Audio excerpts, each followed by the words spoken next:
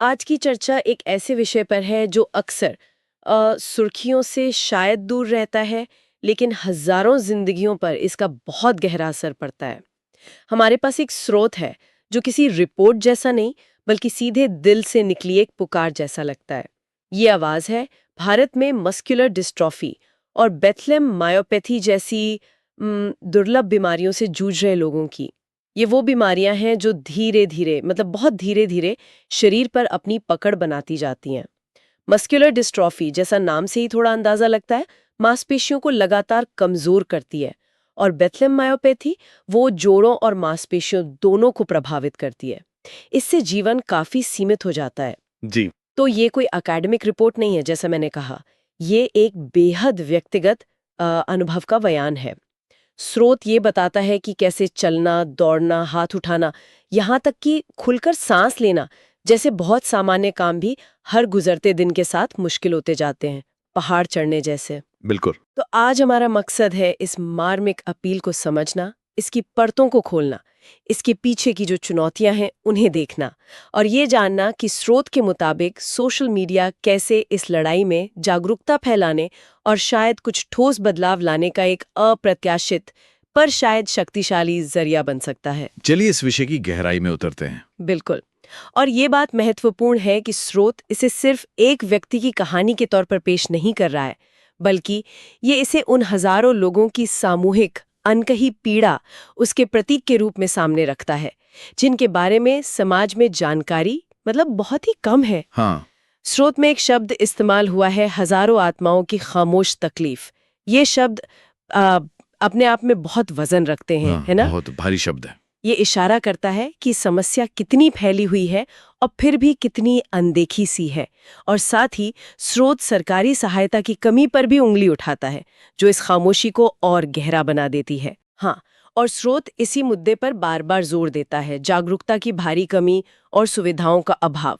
ये सिर्फ medical terms नहीं है, ये लोगों की रोजमर्रा की जिंदगी की वो सच्चाइयां हैं जिनसे उन्हें हर पल जूझना पड़ता है। जी। जब स्रोत चुपचाप पीड़ित हजारों आत्माओं की बात करता है, तो ये केवल एक संख्या नहीं, बल्कि एक गंभीर मानवीय संकट की ओर इशारा है। इसमें एक पंक्ति है जो सचमुच झकझोर देती है, अगर हम बोलेंगे नहीं, अगर हम अपनी आवाज नहीं उठाएंगे, तो दुनिया हमारा दर्द कैसे सुनेगी। ये सिर्फ एक सवाल नहीं है, ये सिस्टम और समाज के प्रति एक चुनौती भी है, और शायद अपने जैसे दूसरों के लिए एक पुकार भी है। इसमें जो दर्द और बेबसी है वो महसूस होती है। सही कहा। और यहीं पर स्रोत एक दिलचस्प मोड़ लेता है। ये निराशा में डूबा नहीं रहता, बल्कि एक संभावित समाधान की तरफ इशारा करता है, सोशल मीडिया। अच्छा। स्रोत का तर्क है कि आज के दौर में सोशल मीडिया सिर्फ दोस्तों से जुड़ने या क्या कहते हैं मनोरंजन का साधन नहीं रह गया है। ये आवाज उठाने, न्याय मांगने और जागरूकता फैलाने का एक बहुत शक्तिशाली मंच बन चुका है। हाँ, ये तो है। स्रोत इस बात पर रोशनी डालता है कि कैसे डिजिटल दुनिया में उठाया गया एक छोटा सा कदम, चाहे वो एक पोस्ट लिखना हो, एक वीडियो शेयर करना हो या किसी हैशटैग का इस्तेमाल करना हो, वो भौगोलिक सीमाओं को लांघकर लाखों लोगों तक पहुंच सकता है। और इसकी खासियत ये है कि ये पहुंच सिर्फ आम लोगों तक सीमित नहीं है ना? स्रोत इशारा करता है कि ये आवाज उन गलियारों तक भी पहुंच सकती है जहां नीतियां बनती है, जहां फैसले लिए जाते हैं। बिल्कुल। यानी सोशल मीडिया एक तरह से सत्ता के केंद्रों तक सीधी पहुंच का एक अनौपचारिक रास्ता बन सकता है, खासकर उन लोगों के लिए जिनके पास शायद पारंपरिक माध्यमों तक वो पहुंच न हो। जी, ये अपने आप में एक बड़ा बदलाव है कि कैसे नागरिक अपनी बात रख सकते हैं। हाँ, ये पारंपरिक लॉबिंग या एडवोकेसी के तरीकों से बिल्कुल अलग है। विकेंद्रीकृत है, ज्यादा लोकतांत्रिक लगता है, कम से कम सिद्धांत रूप में तो है ही। स्रोत का नजरिया ये है कि जब काफी संख्या में लोग एक मुद्दे पर ऑनलाइन बात करना शुरू करते हैं, तो उसे नजरअंदाज करना मुश्किल हो जाता है। ये एक तरह का डिजिटल दबाव बनाता है, जो शायद अधिकारियों को प्रतिक्रिया देने के लिए प्रेरित कर सके। और ये बात हमें स्रोत के अगले महत्वपूर्ण हिस्से पर लाती है, जो सिर्फ समस्या या संभावित मंच की बात नहीं करता, बल्कि एक स्पष्ट कॉल टू एक्शन देता है। अच्छा, कॉल टू एक्शन। हाँ, ये निष्क्रिय सहानुभूति से आगे बढ़कर सक्रिय भागीदारी का आह्वान है। स्रोत सीधे तौर पर पाठकों से या कहीं सुनने वालों से अपील करता है, सिर्फ इस कहानी को पढ़कर या सुनकर अफसोस मत जताइए, इसे आगे बढ़ाइए। बिल्कुल, ये एक सक्रिय भूमिका निभाने का निमंत्रण है एक तरह से। स्रोत कहता है पोस्ट और संदेश साझा करें, लेकिन सिर्फ साझा करना ही काफी नहीं, इसे सही लोगों तक पहुंचाना भी जरूरी है। हाँ, ये महत्वपूर्ण है। इसलिए ये सुझाव देता है कि सरकारी अधिकारियों, स्वास्थ्य मंत्रालयों, सांसदों यानी एमपीज और विधायकों यानी एमएलएस को टैग किया जाए। जरा सोचिए, इस निर्देश के पीछे की रणनीति क्या है। ये उन लोगों को सीधे संबोधित करने का प्रयास है जिनके पास नीतियां बदलने या संसाधन देने का अधिकार है। हाँ, मतलब सिर्फ हवा में आवाज लगाना नहीं, बल्कि उसे सही जगह पहुंचाने की कोशिश। बिल्कुल, उसे लक्षित तरीके से पहुंचाने की कोशिश है। और इसमें हैशटैग का जिक्र भी महत्वपूर्ण है। Muscular dystrophy, rare diseases, support patients जैसे हैशटैग इस्तेमाल करने की सलाह दी गई है। जी, डिजिटल दुनिया में हैशटैग एक तरह से फाइलिंग सिस्टम की तरह काम करते हैं, है ना? हाँ, कह सकते हैं। ये समान मुद्दे पर हो रही बातचीत को एक जगह इकट्ठा करते हैं। इससे उस मुद्दे की विजिबिलिटी बढ़ती है और एक सामूहिक आवाज बनती है। जब कई लोग एक ही हैशटैग का इस्तेमाल करते हैं तो वो ट्रेंड भी कर सकता है, जिससे और ज्यादा लोगों का ध्यान उस तरफ जाता है। हाँ, और ये डिजिटल स्पेस में एक समुदाय बनाने जैसा भी है। जो लोग अलग अलग जगहों पर बिखरे हुए हैं, वो इन हैशटैग के जरिए एक दूसरे से जुड़ सकते हैं, अपनी कहानियां साझा कर सकते हैं और एक, क्या कहते हैं, सामूहिक पहचान बना सकते हैं। सही। ये उस अलगाव को कम करने में भी मदद करता है जो अक्सर दुर्लभ बीमारियों से जूझ रहे लोगों और उनके परिवारों को महसूस होता है। स्रोत में एक बहुत ही उम्मीद जगाने वाली बात कही गई है, हर शेयर किसी की जीवन रेखा बन सकता है। ये सुनने में शायद थोड़ा नाटकीय लगे, लेकिन इसके पीछे का भाव बहुत गहरा है। ये दिखाता है कि एक क्लिक, एक शेयर, जिसे हम शायद बहुत मामूली समझें, वो किसी ऐसे व्यक्ति के लिए आशा की किरण बन सकता है जो शायद निराशा से घिरा हो। ये महज जानकारी फैलाना नहीं है, ये एकजुटता दिखाना है। ये बताना है कि आप अकेले नहीं हैं। और ये सिर्फ भावनात्मक समर्थन तक ही सीमित नहीं है। अगर हम स्रोत के तर्क को आगे बढ़ाएं और इसे बड़ी तस्वीर से जोड़ें, तो ये बताता है कि इस तरह की सामूहिक डिजिटल कार्रवाई से ठोस, मतलब वास्तविक दुनिया में बदलाव लाने की क्षमता है। अच्छा। हाँ, ये सिर्फ जागरूकता फैलाने या सहानुभूति जगाने का मामला नहीं है, बल्कि इसका लक्ष्य व्यवस्था में सुधार लाना है। स्रोत कुछ संभावित सकारात्मक नतीजों की ओर इशारा करता है। जैसे कि सबसे पहले सरकार से बेहतर चिकित्सा सुविधाओं और उपचार के लिए सहायता मिलना। हाँ, ये तो बहुत जरूरी है। दुर्लभ बीमारियों का इलाज अक्सर बहुत महंगा होता है और जिंदगी भर चलता है। कई बार विशेष देखभाल, थेरेपी, उपकरणों की जरूरत होती है। स्रोत का मानना है कि अगर सोशल मीडिया पर पर्याप्त दबाव बनाया जाए तो शायद सरकार इन जरूरतों को प्राथमिकता देने पर विचार करे। और दूसरा, दवाओं, जरूरी उपकरणों और वित्तीय सहायता तक आसान पहुंच।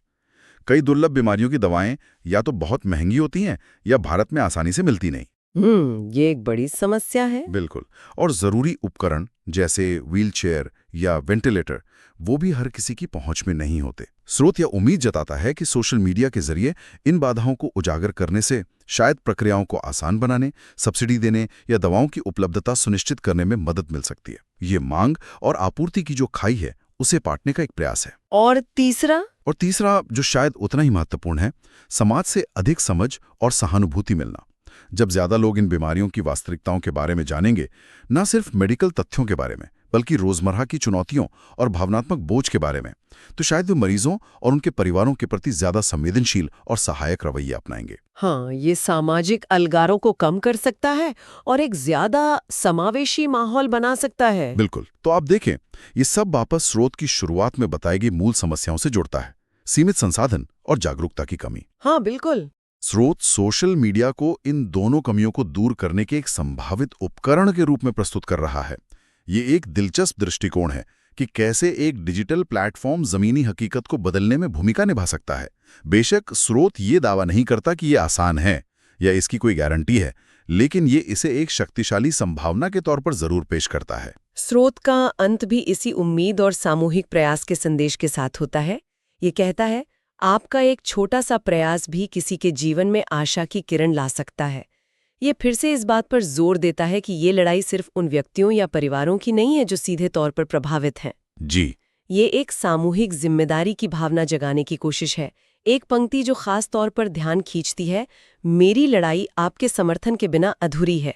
ये मेरी लड़ाई को हमारी लड़ाई बनाने का आह्वान है। बिल्कुल। ये व्यक्तिगत पीड़ा को एक बड़े सामाजिक सरोकार से जोड़ने का एक बहुत शक्तिशाली तरीका है।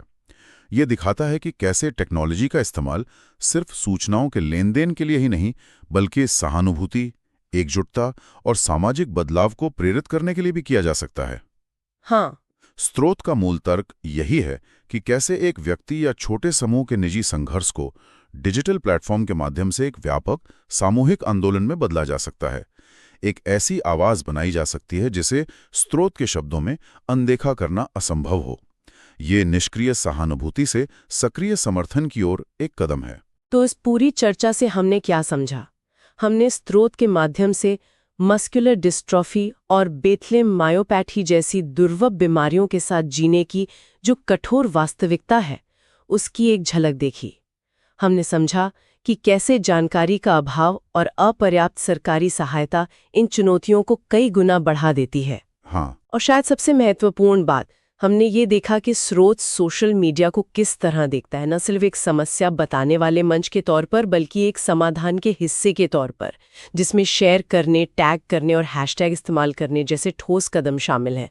ये डिजिटल सक्रियता का एक तरह का खाका पेश करता है। सही कहा। ये दिखाता है कि कैसे लोग अब अपनी आवाज उठाने के लिए नए और रचनात्मक तरीके ढूंढ रहे हैं, खासकर तब जब पारंपरिक रास्ते बंद या अप्रभावी लगते हों। ये टेक्नोलॉजी के मानवीय उपयोग का एक उदाहरण है। और यहीं पर एक विचार मन में आता है जो स्रोत में सीधे तौर पर तो नहीं कहा गया, लेकिन उसकी भावना से जुड़ा हुआ है। इस डिजिटल शक्ति के साथ एक बड़ी जिम्मेदारी भी आती है। किस तरह की जिम्मेदारी? जिम्मेदारी ये सुनिश्चित करने की कि मदद के लिए की गई इन सच्ची पुकारों का सही इस्तेमाल हो।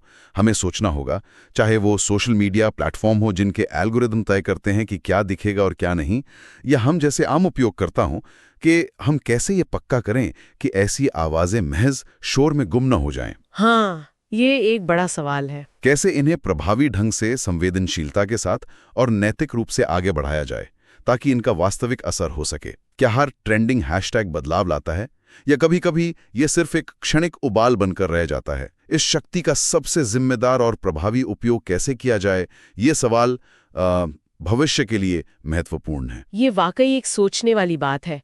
डिजिटल दुनिया हमें आवाज तो देती है, लेकिन उस आवाज का सही और सार्थक उपयोग कैसे हो, यह हम सब पर निर्भर करता है।